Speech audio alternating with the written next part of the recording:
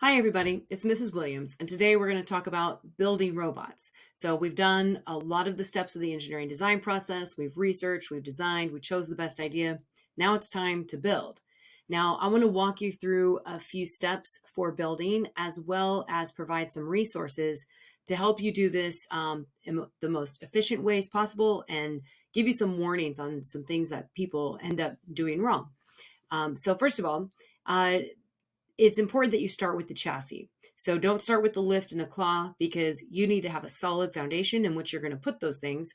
You also need to know the exact size of your chassis and where the towers are going to be attached. So the chassis needs to be done first. Now, most people build two sides of the chassis before they connect them with a crossbar. And this helps speed things up because you can have more people working on them. You just have to have really good communication to make sure you're building them identically, but opposite. Let me show you what that means. So here are two sides of the chassis that have been built. Notice that the spacing is identical on both sides, on the right side and the left side, but they're opposite. The motors are facing the inside of the chassis, but everything is parallel and it's perfectly spaced and aligned, and we're ready now to add the cross structure. So now we're going to add the cross structure, and I want you to really think about size constraints. This is where most people start running into a problem. They forget about the size constraints and they make their chassis too big. So keep that in the forefront of your mind. Also consider where your tower is going to be attached. Where is your object manipulator going to fit? And you want to make sure you have enough room to put those things before you put your crossbars on.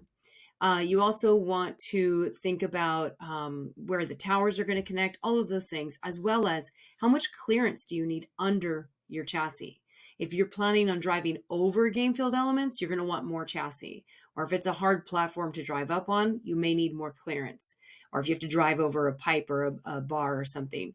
But if you don't need to do that and you actually want to round up the game field elements and maybe plow them, maybe you want a lower sitting robot. So something to think about. Number 3, go ahead and attach the brain and the radio and the battery and test the chassis. Even if it's not where your final positions are going to be for these electronics, it's important that you test the chassis before you start adding on more subsystems like the lift and the object manipulator.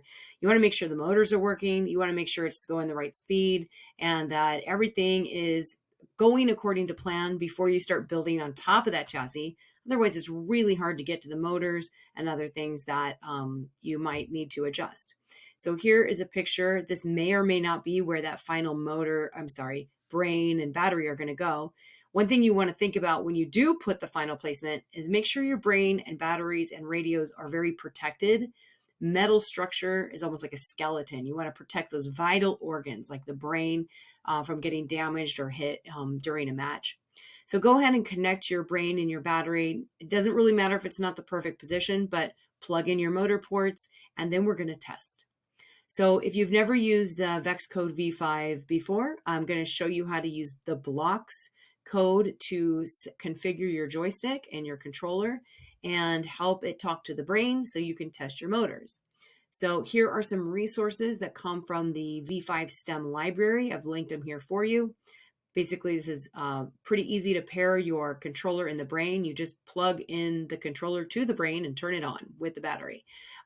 Here's how to configure motors and the controller, how to configure a 4-motor drivetrain or a 2-motor drivetrain.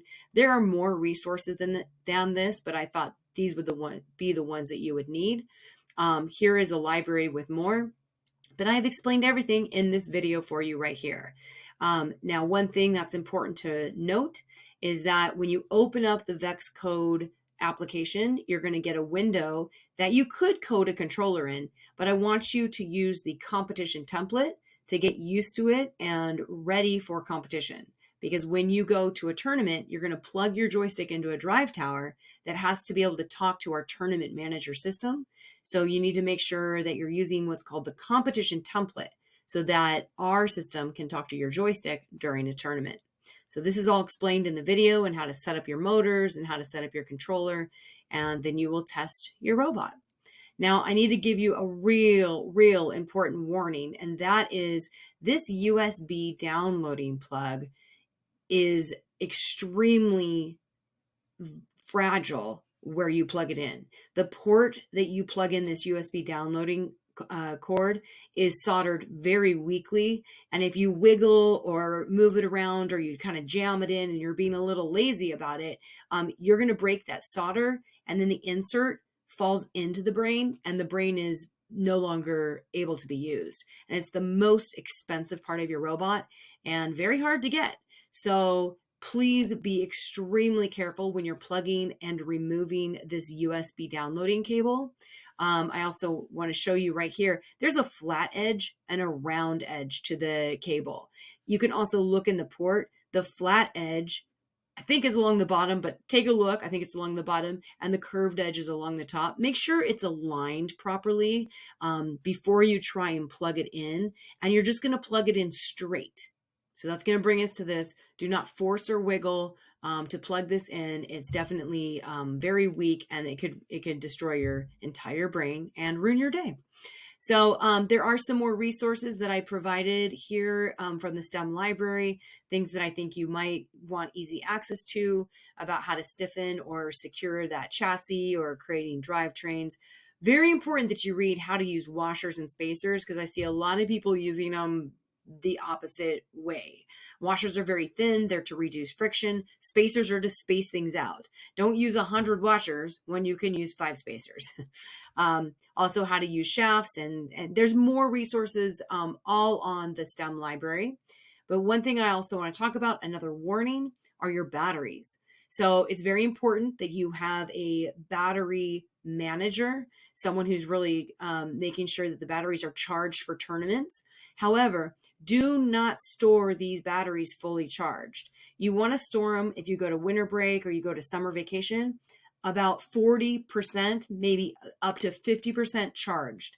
You definitely do not store them fully charged. It will ruin the battery cells, and then it ruins the life of the battery. So they, instead of lasting, 15 minutes on a competition field while you're running, it can last 3, and you don't want that. And it can also reduce the power that it is providing to your robot. It can also just ruin the battery and it doesn't work. And they're $50 each, so be good with your batteries.